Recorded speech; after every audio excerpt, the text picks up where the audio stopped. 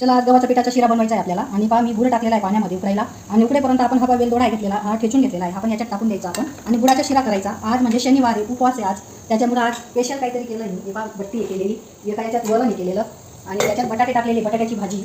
आणि या आपण शिरा करू. हे पहा गव्हाचं पीठ घेतलं आहे मी. आणि हे गव्हाचं पीठ त्याचा शिरा गुळाचा करायचा आहे आपल्याला. आणि हे शेंगदाण्याचं तेल आहे, स्पेशल घाणीचं शेंगदाण्याचं हे तेल टाकायचं आपण. आपल्याला लागलं तेवढं घ्या अंदाजी. आणि आपलं जे गुळाचं हे केलं पाणी मी, हे पहा ते पण झालेलं आहे. आणि हे पीठ आता तेल तापलेलं आहे, याच्यात घालायचं आपण याच्यामध्ये. आणि चांगलं भाजून घ्या मस्त लालसर, असं लालसर भाजा मस्त.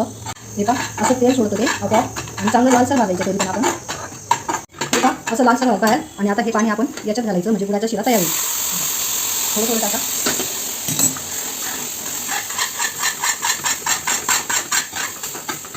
परत थोडंसं पाणी टाकायचं. हे पहा गुठळी वगैरे काही राहिली नाही. हे पहा कसं मस्त आला. परत टाकायचं थोडंसं, जेवढे तेवढे टाकलं तरी चालेल. हे पहा